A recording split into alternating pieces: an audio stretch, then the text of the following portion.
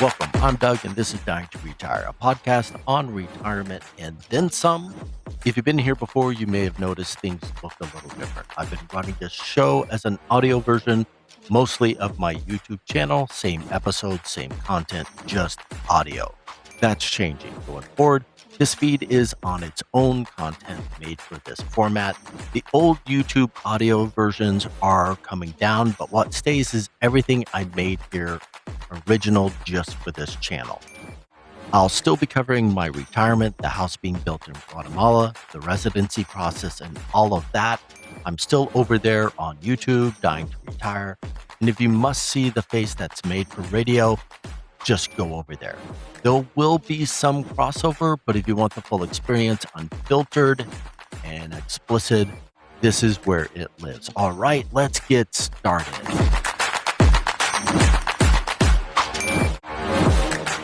All right, let's start today's episode the way we always do, with me telling you a little bit about Guatemala, my residency in Casa Douglas.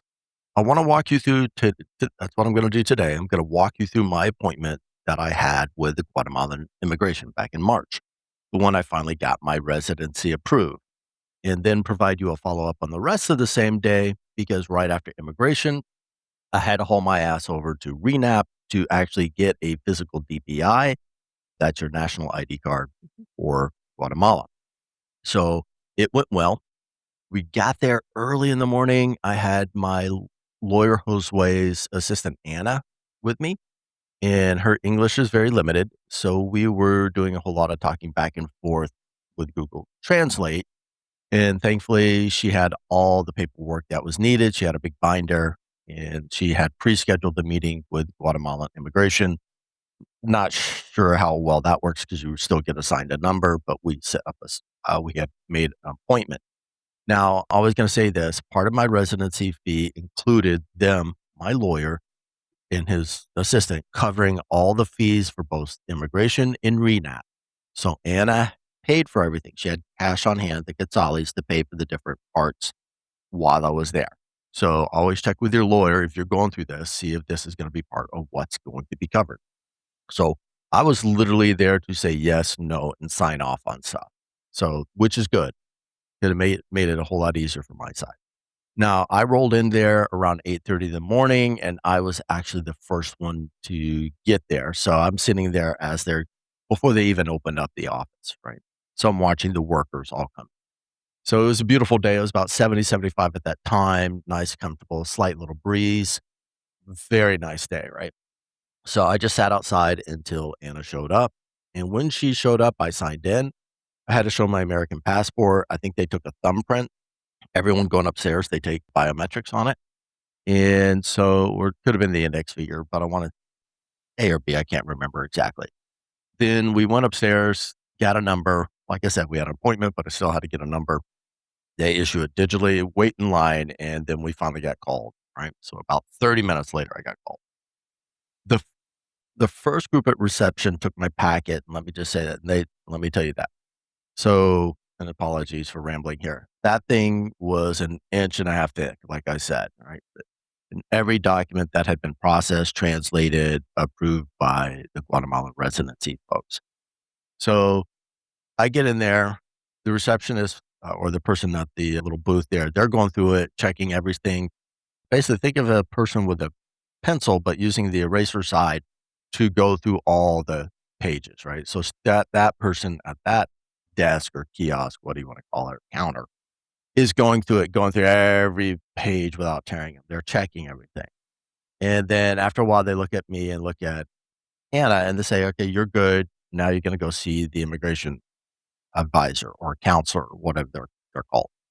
So we sat down for another 20, 30 minutes, and then I finally got called. Anna had to stay outside, so I was the only one in the interview room with my counselor. Now, picture this. It's a small room. There's 2 desks on either side of the room, and there's 2 chairs in the center, one facing each of the desks. So what's going on is it's actually a 2-person office. So I'm in there. It's kind of funny looking because another person's doing their interview, the other thing. And myself with my hearing aids, I'm hearing both sides, so it was really interesting. At the same time, it can be kind of confusing. So I'm back to back with the other guy. I Like I said, I have hearing aids. I got hearing issues. So I'm catching part of both conversations, but still trying to pay attention to the young lady in front of me. So it it got difficult at times, but she was very patient. Difficult for me hearing, not for the process, but difficult for me to hearing who was saying what. But the whole time, like I said, the lady was very patient, the advisor.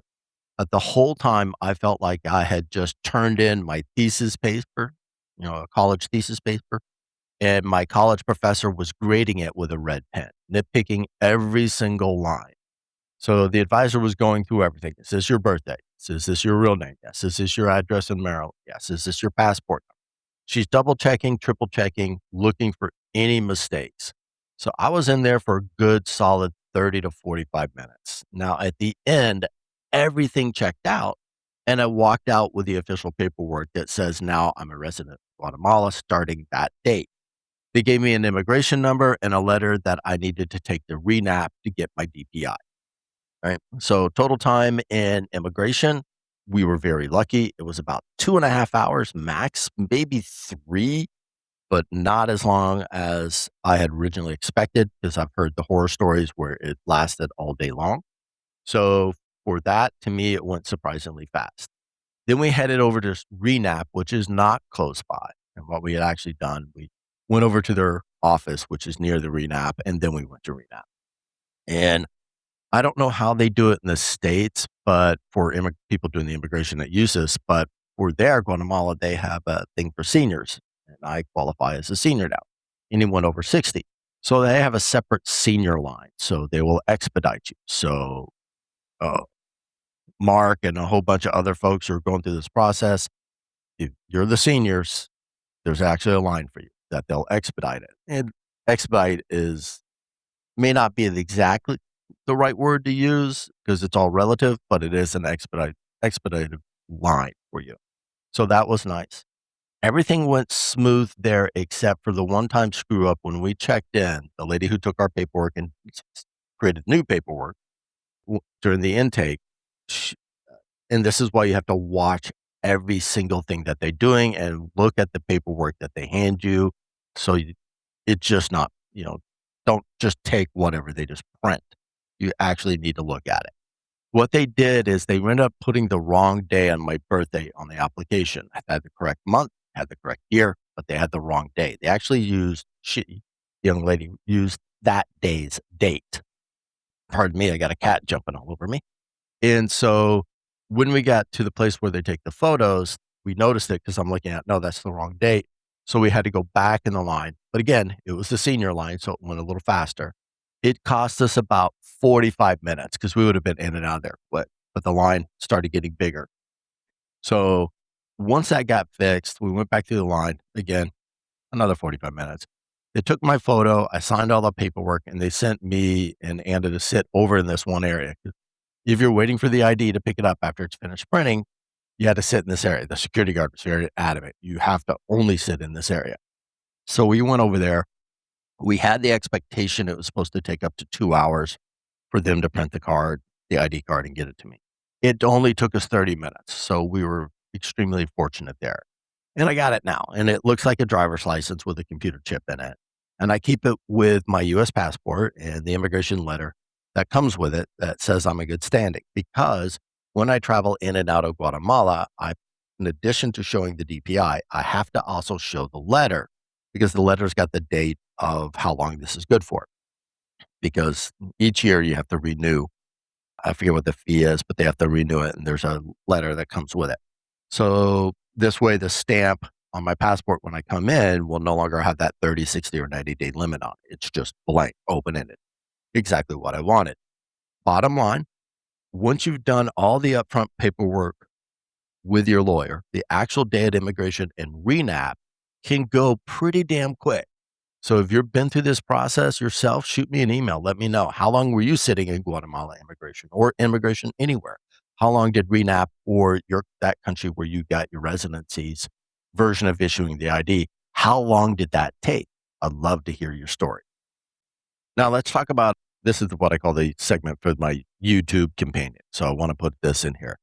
And I did an episode on Uber because yes, there is Uber in Guatemala. Excuse me. And it works really well. Though I recommend most of us tourists, gringos, expat, Westerners, however you want to call yourself, whatever you want to label yourself, right? You do not choose Moto Uber because it's an option there. Do not choose Moto Uber because that's when you ride on the back of a motorcycle instead of in a car.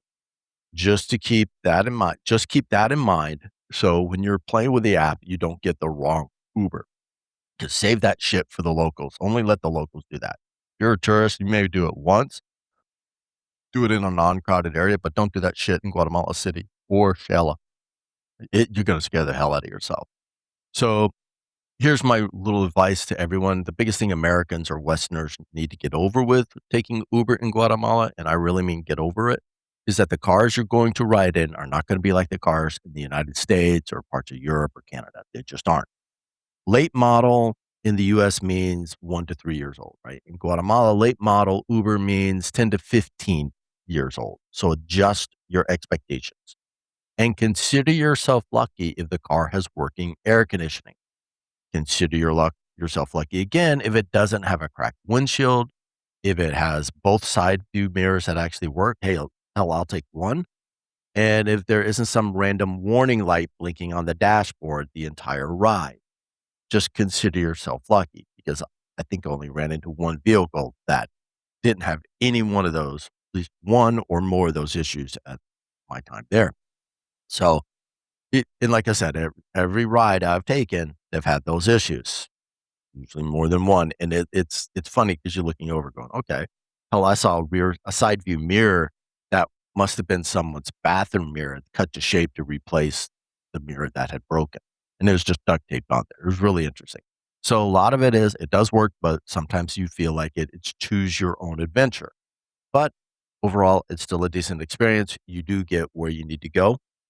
Now, my wildest Uber ride happened that day they accepted my residency packet back in October 2025. And I went to the Oakland Place Mall to grab some stuff for the family that lives there. Also, I was going to treat myself to a nice lunch in there because everything went well and a whole lot better than I thought it was. So I hopped in the back of an Uber to go back to my father-in-law's place in Zone Dos. And the driver spoke relatively decent broken English, and he was very talkative, which I like because I chat. I usually sit up front and chat. I get car sick, so if I don't sit up front, I'm gonna get car sick, and I'll let them know. He proceeded to tell me the driver proceeded to tell me he had spent time in the United States, and, oh, by the way, he thought cocaine in the United States was way too expensive, and that's why he preferred taking meth when he was in the United States. What the fuck? So I'm in the passenger seat while he's telling me all of this while driving in rush hour traffic. It was a 45-minute ride that felt like it would never end. Interesting conversation, I'll give him that. But holy shit. I'm like, Really? Oh, okay, yeah," and he started giving me the breakdown, the cost, how much better, and then when he's in Guatemala, what he prefers. I was like, it was the guy being honest? And I think he actually was. He wasn't bullshitting me, he was being honest, just straightforward. My biggest gripe, I will say, about Uber in Guatemala is this one observation, and I made it really the last trip I was down there, is that all the drivers use Waze. And if you're familiar, Waze is a navigation like Google Maps and stuff. And I actually have it on my phone, and I use it on my phone sometimes while watching them just to confirm I'm going to the right place. I'm still very security conscious sometimes. Now, the Uber drivers in Guatemala and also all the drivers in Guatemala straight up follow it blindly.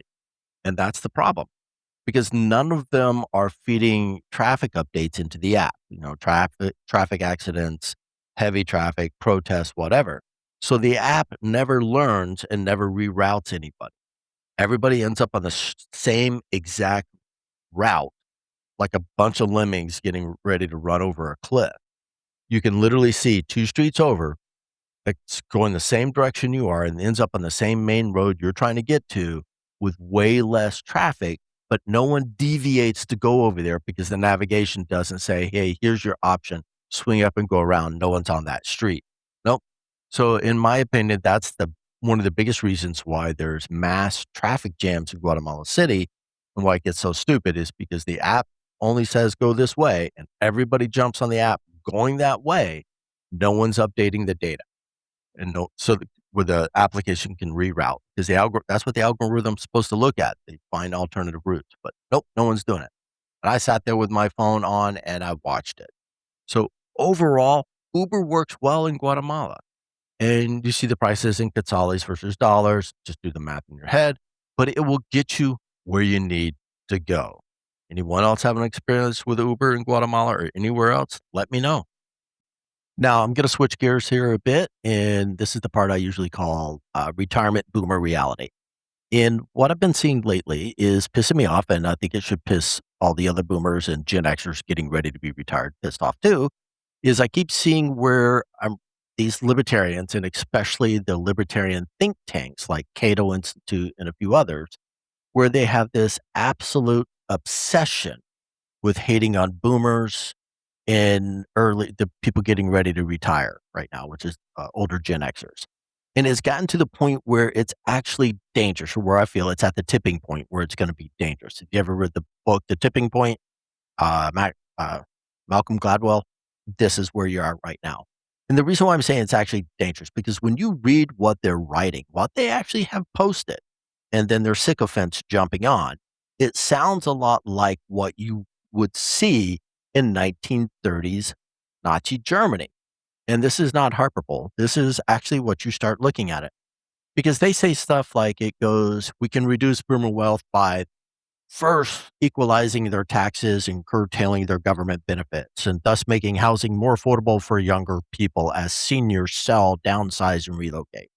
Okay, a whole lot of fucking buzzwords that mean nothing in there, or actually they do, because they're openly preaching about forcing retired people out of their homes to make rooms for millennials. So they're pitting one group against the other.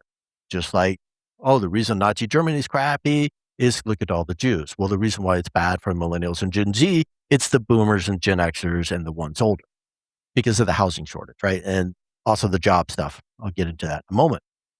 Some of them have even had the gall to suggest moving seniors to special homes or camps away from stuff. Think gulags. Yeah, they're real subtle, but think the Soviet gulags that we all heard about that they apparently still run in Siberia. So they want to reduce or straight up remove Social Security completely. And then they never, the side part of it, they never want to talk about the rampant fraud, waste, and abuse that Doge, even though they were very limited in 2025, found a shitload, which Congress never did anything about. At the same time, they claimed they're worried about Gen Z not having a future. But these are the same libertarians that push more H-1B visas, more worker visas, more shipping jobs overseas. And they're totally against any protectionism for American industries and American workers, but they're perfectly fine with the way the other countries do their protectionism. Is one-sided as hell. The reason why I'll use perfect example for Guatemala. I'm on a pensioner's residency. I could have done the spousal too, but I'm on the pensioners one. But I'll have my marriage registered in there, so it'll put a bow on everything for me. I can't work. I can start my own company, but I cannot work. I cannot take a job from a Guatemalan that a regular Guatemalan would have. So they're protecting their workers and they're protecting industry. That's why you don't see Amazon down there, because that would just blow out all the shops. The malls would die, and the malls down there are actually surviving. So so it's okay for other countries to have protectionism, but they don't think America should have protectionism. That's the liberal mindset. That's this new world, what do you call it? Globalist libertarian mindset. And it's, like I said, it's one-sided. It's all hell. Now, most of this boomer hate is coming from these libertarian globalist think tanks, and I just said that. So when you follow the money, though, and start looking at who's donating to these liberal think tanks, you'll find out they're the same people who were also funded and donating money to the Southern Poverty Law Center, the one that was recently in the news for manufacturing racism because they didn't have enough, so they started it. So they literally paid the KKK and other hate groups to stir shit up. So then they could turn around and fundraise on those particular incidents of racism, and they made a shit ton of money. They were starting it. They did their own thing. They created this atmosphere of hate to fundraise off and then say, hey, it's bad white guy here, bad white guy here, bad that. It was just insane. So at the end of the day, the only difference between these libertarians and socialists or communists is who they think should be in charge once they win or become in charge. And what I mean is that at the end, the actual workers and taxpayers are going to be in the same shitstorm. But under libertarians, it's the giant corporations running the government, right? And that's a what a oligarchy or whatever you want to call it, right? And under the socialist communist, it's the party elites. But the worst part, the scariest thing is, and this is what you read, and go look at it on Twitter and a few others. What is the scariest is that both of them are willing to use the same tactics, draconianism, authoritarianism, straight up Nazi style shit when it suits them to get what they want. They both hate America. Well, they actually hate the republic because we're not a democracy. They keep trying to say that stuff that we're trying to save democracy. No, they're not.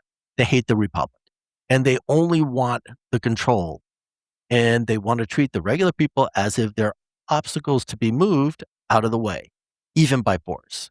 So if you're a libertarian listening and I just pissed you off, good, don't care. And here's the other thing that cracks me up about these same libertarian groups. And you see them firing people up on X, formerly Twitter, right? Doing the whole boomer hate routine. Boomers had it easy. Gen X had it easy. McDonald's was cheap. Everyone was going out to eat every night. Life was good. Oh yeah. McDonald's was cheaper in nominal dollars back then, but it wasn't cheap to us. And it was more of a luxury than a cheap. It wasn't cheap to the actual people living in that era. Now you had wealthy people, yeah, that was simple, easy, but they weren't going to McDonald's, right? McDonald's was for the poor people or the middle class people, right? It wasn't that cheap for the people living it, like I just said, right? The only difference between what something cost on paper in a history book versus what it felt like to have it in person was this really impacted you. This is, I could go to McDonald's, but that's $2 right there. That's gas money for me to go to work. They don't see this because they're looking at it in a fucked up way. But here's the part that really gets me mad. These people were not alive when you and I were growing up. They weren't there. They're telling us and how we lived based on what they've watched on what, TV or whatever cherry picked stories they choose to absorb. They hear and see highlights and somehow they're now the authority on our experience. Come on. And I get it. People tell me all the time, Doug, why are you looking at this stuff? It is a rabbit hole. Just don't go down it. And I understand what they're saying and where they're coming from. It's a good place. However, these people pushing the boomer hate, the think tank, their think tanks, are in fact getting FaceTime with our elected officials and the federal agencies handling this. They're in rooms, sitting in rooms with the people who write the legislation that affects your Social Security, your Medicare, and your retirement. They have access. So, and sorry, getting excited here, unless people are willing to stand up and tell these asshats that they're wrong and that they have no idea what they're talking about and that every generation feels like they've had it overall in the big grand scheme of things worse than the ones before them. We all do. Oh, I thought mine was worse before the silent generation before me. We all do, right? And I do not want to call it hindsight, but when you look at the struggles that we had back with today's lens or optics, the previous generation struggles look manageable to these people. So unless we are willing, and that's just not a fair way to look at things. So unless we are willing to call them out for their bullshit and do it often, they're just going to keep operating without any pushback. And also, these asshats seem to think that because people have Twitter and direct access to politicians now, today, that we had the same thing back in the 60s, 70s, and 80s. We did not. There was no Twitter. There's no way to call your congressman from the cell phone in your pocket. Frack, we didn't even have cell phones in a pocket. The communication infrastructure back and forth from the regular man to the politician, elected politician, did not exist. We only saw them when they were coming out to kiss the babies, fundraising, or trying to run for office. So the comparison they're drawing between how engaged previous generations were politically versus how they are today is apples to oranges. And they know it. They are not stupid. And the people at the top of these organizations, these think tanks, know exactly what they're doing with this disinformation. What they're going for is the low information voter. They talk to them. They rile them up. They give them simple talking points and turn them into foot soldiers for whatever policy agenda they're pushing that week. And those foot soldiers, they don't even know what they're being used. They're useful idiots, plain and simple. And in my opinion, that's how they are. And before anybody comes at me, yes, I try to stay out of politics. I am working on the expat thing. Got enough going on, right? But anything that's going to touch my retirement dollars, that's not politics to me anymore. It's personal. So I'm watching it. What are your thoughts? All right, switching gears. All right, for this week's Just a Boomer Bitching segment, I want to talk about an article I just read on the UK Daily Mail, and the link will be in the description. The article, and it's apparently about a documentary that's being made, is about CECOT, the supermax prison in El Salvador. I'm sure some of y'all may have heard of it. And the reporter who visited, it was a British guy, an openly liberal dude, and he didn't sugarcoat as much as I thought they would, especially since this came from the UK Daily Mail. Now, one thing he did say, said these criminals that are here are without a doubt sadistic, psychotic, psychopathic murderers and rapists. Up front, he laid that out. So there was no redeeming qualities of these people. The government of El Salvador, where 2% of the entire population is now in prison, those are the stats. The government says the gangs were responsible for over 200,000 deaths in the past 3 decades. 200,000 people. That's insane. That's a rule of terror, an era of terrorism against the people there. Now, he pointed out what was different on CECOT than other prisons, even supermax prisons like in the US. And maybe we need to think about this at the US and other countries. Prisoners have absolutely nothing whatsoever to do. They're locked in their cells 23 and a half hours a day. They don't have books. They don't have magazines. There's no newspapers. There's no screens, no TVs, no nothing to watch. There's no workshops. There's no libraries. There's no kitchen skills. No one's working in the kitchen doing KPD duties. There's no visitors. They eat their meals in their jail cells. And the jail cells aren't 1 or 2 man. They're like 20, 30 man cells, right? And they only get like 30 minutes outside for a heavily guarded exercise. That is it. So what I just explained there, all of those things that we've traditionally seen prisoners doing themselves that create this microeconomy inside a prison, that shit's been cut out completely. The prison folks, the guards and whatever handle all of that. These prisoners are just there in rooms, stacked asshole to belly button with each other because they're the worst of the worst. Now, the reporter went into the tough, urban neighborhoods where the gangs used to run everything, right? And he went around to the countryside and asked this too. And he noted he could not find a single person who wasn't super happy that these brutal gangsters that used to control every aspect of their lives were now permanently behind bars. He didn't find anyone feeling sorry for these terrorists, these gangsters, whatever you want to call them. Be it MS-13, Barrio's gang, all these other different things. They did not feel sorry for them whatsoever. Then you're talking about the documentarist, and he asked a very difficult question that a lot of leftist reporters refuse to ask or refuse to even contemplate. And his question was, did El Salvador have any alternative if they wanted to wrest control from these psychopaths who had terrorized the general population for decades? Being nice to these terrorists only made it worse. Trying to work with them only made it worse. Again, US, everywhere else needs to start thinking about this. So the president and his cabinet made the decision, lock the fuckers up and never let them see the light of day.